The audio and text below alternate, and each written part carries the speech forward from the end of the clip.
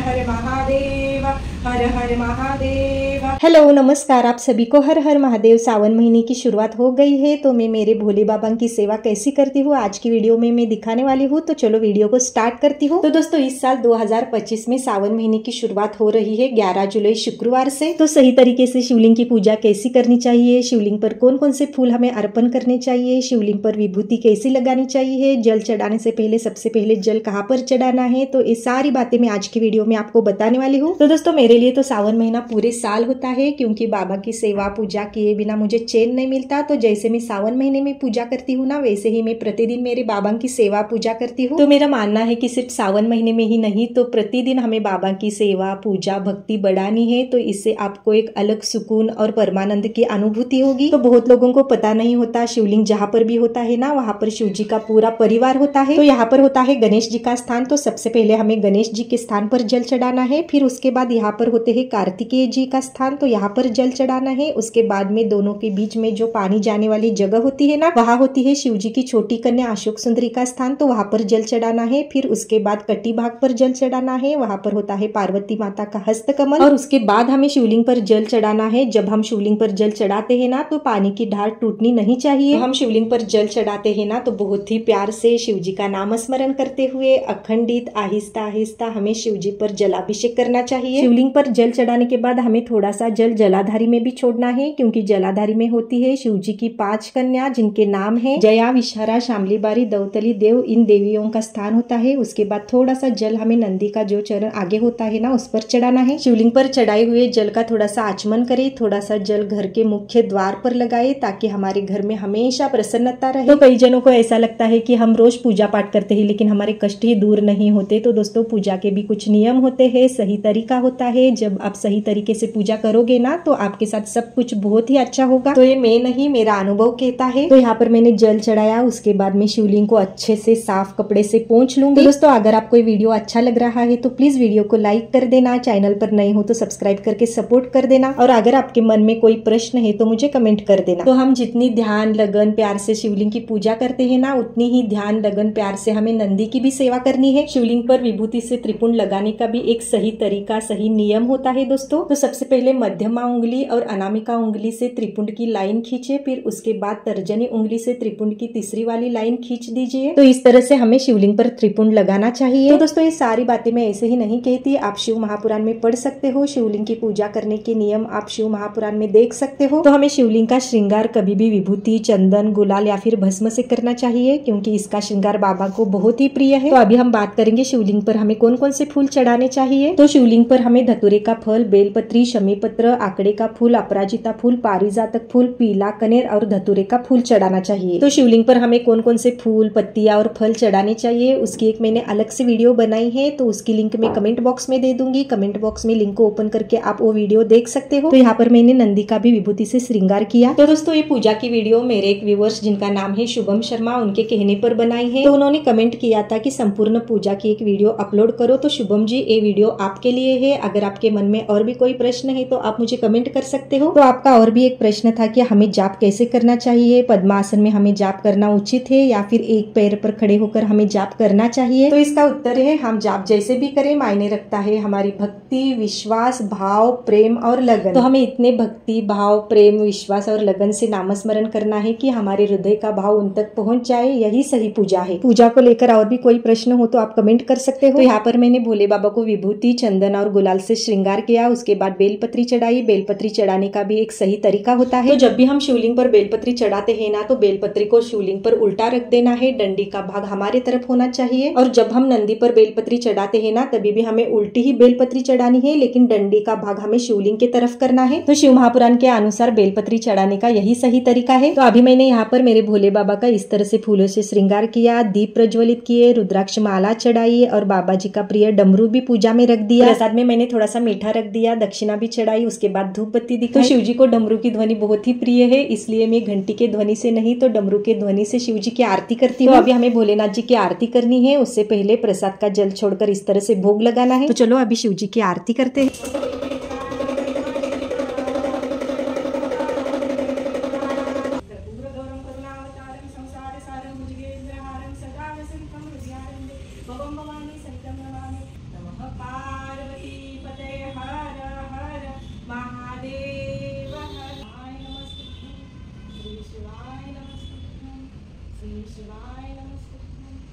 शिव जी की आरती होने के बाद थोड़े से अक्षत हमें शिवलिंग पर जरूर चढ़ाना चाहिए और प्रार्थना करनी चाहिए कि हे बाबा, पूजा करते समय मेरे हाथ से कोई भूल चूक हुई होगी तो मुझे बेटी समझकर माफ कर देना और मेरी पूजा आप स्वीकार कर लेना। उसके बाद में शिव जी के नामस्मरण की एक माला जाप करती हूँ। तो दोस्तों, सभी मंदिर में हम देवताओं की प्रदक्षिणा पूर्ण करते हैं, लेकिन शिवलिंग की प्रदक्षिणा हमें आधी करनी होती है। शिवलिंग की प्रदक्षिणा करते समय जब हम शिवलिंग के पीछे रहते हैं ना, वहाँ से हमें नंदी का दर्शन करके उनको प्रणाम करना है। 3 बार जोर से ताली बजाकर बम बम भोले बोलना है। उसके बाद हाथ ऊपर करके जोर से हर हर महादेव का नारा लगाना है और आखिर में एक बार बाबा को हृदय से प्रेम से बाबा कहकर जरूर पुकारना। मुझे विश्वास है हमारी पुकार उन तक पहुंचती ही है। तो दोस्तों, इस तरह से मैं मेरे भोले बाबा की सेवा, पूजा, भक्ति भाव से करती हूँ। आपको ये वीडियो कैसा लगा? अच्छा लगा तो लाइक कर देना। चैनल को अभी तक सब्सक्राइब नहीं किया है तो प्लीज सब्सक्राइब करके सपोर्ट कर देना। मिलते हैं अगली वीडियो में, तब तक के लिए आप सभी को हर हर महादेव।